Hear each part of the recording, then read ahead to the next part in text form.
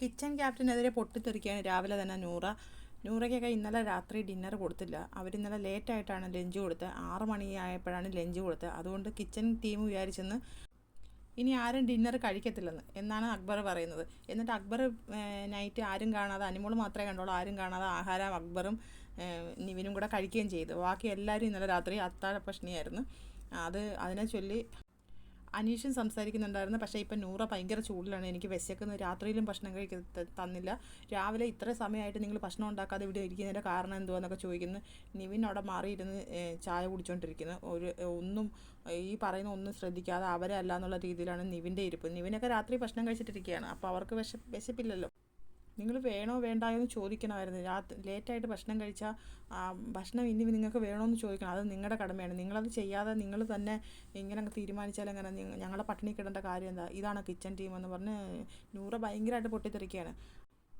ഡിന്നറോ തന്നില്ല, രാവിലെയെങ്കിലും നിങ്ങൾക്ക് അത് ചെയ്യണമെന്നുണ്ട്. അപ്പം ആര്യം പറയുന്നത് മോർണിംഗിൽ ദോശയാണ് ഉണ്ടാക്കേണ്ടത്.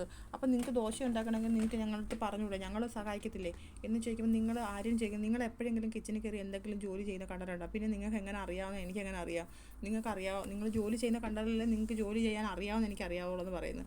അപ്പം നൂറ അതിലെ പറയുന്നു, എനിക്ക് ദോശ ഉണ്ടാക്കാൻ അറിയാം, ഞാൻ എത്ര പ്രാവശ്യം ദോശ ഉണ്ടാക്കാൻ ഹെൽപ്പ് ചെയ്തിട്ടുണ്ട്, നീ ഹെൽപ്പ് ചോദിക്കണമായിരുന്നു. എനിക്ക് ദോശയൊക്കെ ഉണ്ടാക്കാൻ അറിയാം. അത് നീനും ഉണ്ടാക്കാൻ അറിയാതെ നീ പറഞ്ഞാൽ മതിയോ? കിച്ചണിൽ കയറി എന്തെങ്കിലും ഒരു ദിവസമെങ്കിലും ഉണ്ടാക്കി കാണണം, അപ്പോഴേ നമുക്ക് വിളിക്കാൻ പറ്റത്തുള്ളൂ എന്ന് ആര്യനും ചൂടാവുന്നു. ഇത്രയും സമയം എല്ലാവർക്കും വിശപ്പില്ലേ? എല്ലാവരും വിശന്നിരിക്കുകയല്ലേ? രാത്രി 6 മണിക്ക് ആഹാരം കഴിച്ചിട്ട് ഇപ്പോൾ ഇത്ര സമയമായിട്ട് നിങ്ങൾ രാവിലത്തെ ബ്രേക്ക്ഫാസ്റ്റ് പോലും തരുന്നില്ല എന്ന് പറഞ്ഞാൽ എന്തുവാ? അങ്ങനെ പട്ടിണി കിടേണ്ട കാര്യം എന്താ? എന്തിനാണ് നിങ്ങൾ പിന്നെ കിച്ചൺ ക്യാപ്റ്റൻ ആയത് എന്നും പറഞ്ഞ് അതിൽ സംസാരിക്കുന്നു. നൂറ വഴക്കിട്ട് കുഴഞ്ഞ് അവിടെ മാറിയിരിക്കുന്നു.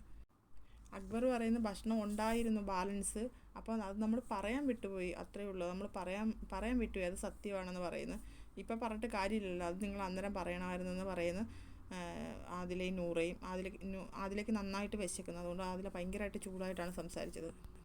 അടുത്തൊരു ലൈവ് അപ്ഡേറ്റുമായിട്ട് ഞാൻ വീണ്ടും വരാം. എല്ലാവരും എൻ്റെ ചാനലൊന്ന് സബ്സ്ക്രൈബ് ചെയ്യണേ, സപ്പോർട്ട് ചെയ്യണേ.